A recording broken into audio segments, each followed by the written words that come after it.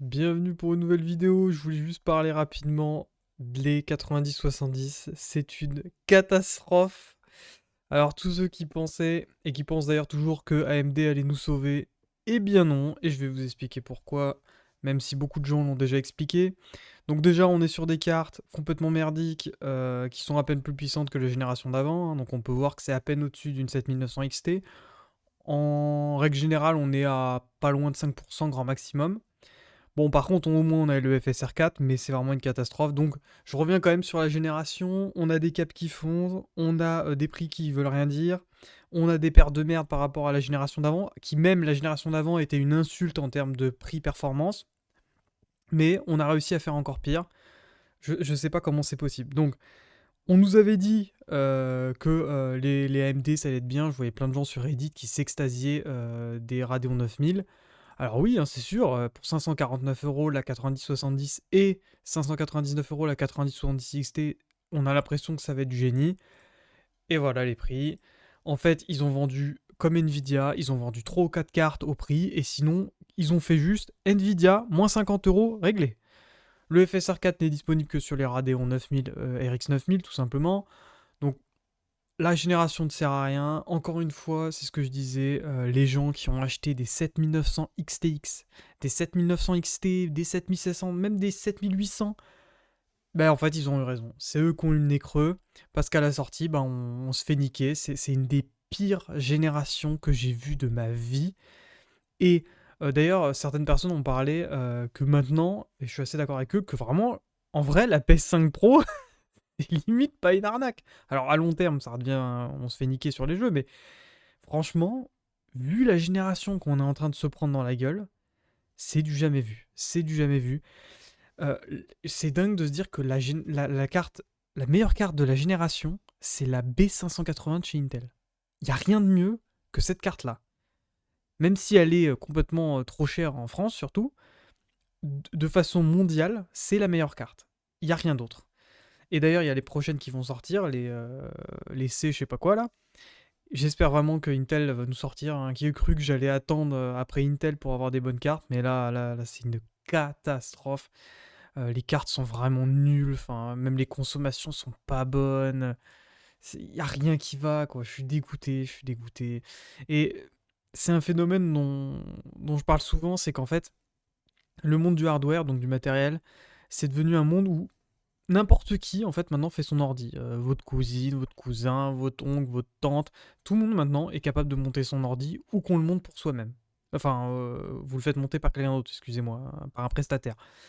Et je trouve ça fou parce que, en fait, ça fait qu'il y a de plus en plus de néophytes et de gens qui sont nuls à chier, qui achètent et qui montent des ordinateurs. Donc ils montent des configs pas équilibrés, tout ça, mais à la rigueur, ça les regarde. Mais surtout, ils sont prêts à accepter n'importe quel prix, ces gens-là. C'est-à-dire que là, il y a des gens qui nous disent une 90-70 XT à ce prix-là, là, c'est normal. Même à 800 balles, et c'est pas des XT, hein, mais même à 800 balles, ce serait déjà du vol. C'est-à-dire que je vous rappelle que même si je prends le MSRP, même si je prends le MSRP, je vous rappelle que la 5700 XT était 50 € moins cher. Et c'était déjà très cher quand même. Donc je vous laisse imaginer l'arnaque de cette génération. Je pensais pas que je verrais ça de ma vie. Ça me limite, je me pose la question de me dire est-ce que c'est vraiment intéressant.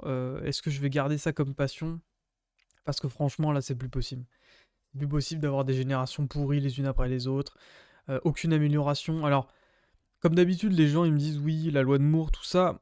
Moi, je suis toujours un petit peu inquiet par ça parce que par exemple, Intel, ils ont annoncé dans pas longtemps leur nouveau 18A et je crois 13A, un truc comme ça. En fait, c'est 1,8 nanomètres et 1,3, un truc comme ça. Comme quoi, on peut continuer sur de la finesse de gravure. Voilà, on est à 5, il y a un petit peu de marge quand même. Pour moi, il y a encore 3-4 générations où on pourra avoir des gains de performance de l'ordre de 25-35%. Facile. Donc je comprends pas pourquoi on se bat là pour avoir des 5%, des 3%. C'est complètement con. Et surtout, alors moi c'est ma petite question, mais AMD avait dit qu'il ne combattrait que sur le milieu de gamme, mais quand je vois la 9070 XT, donc si vous regardez un peu la taille du die, euh, donc c'est la taille en gros de la puce qui est à l'intérieur, elle est toute petite. Et donc je me dis, c'est pas impossible que en fait ils puissent quand même sortir une plus grosse carte. Regardez, hein, le die size.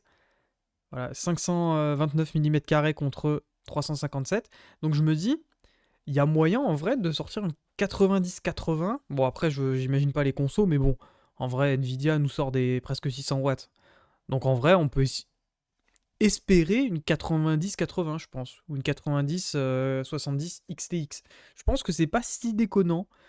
Je pense pas que ce soit une mauvaise idée qu'ils sortent cette carte-là. Et je les attends vraiment au tournant, là, que ce soit Nvidia ou AMD sur les 50-50, 50-60 et 90-60, s'ils l'appellent comme ça, hein, ça se trouve, ils l'appelleront même pas comme ça. Mais vraiment sur les cartes bas de gamme, enfin bas et milieu de gamme, parce que comme je vous l'ai dit, pour moi, c'est les cartes les plus importantes. Les cartes entre guillemets haut de gamme, enfin à plus de 600 balles, ça n'intéresse pas grand monde, et en fait, peu de gens, proportionnellement à l'engouement ou non que ça fait, en fait, ça intéresse peu de gens, ces cartes-là. Et vraiment, la 90-70, c'est vraiment censé être celle qui allait changer le game, quoi, qui allait tout changer, et en fait, bah non, hein. En fait, on se retrouve sur une arnaque complète. Donc bon, je sais pas où est-ce qu'on va aller comme ça. Je vais essayer de me tenir au courant pour voir si Intel nous sort des trucs vachement mieux, mais en tout cas, là, j'ai un peu les boules. Allez, ciao.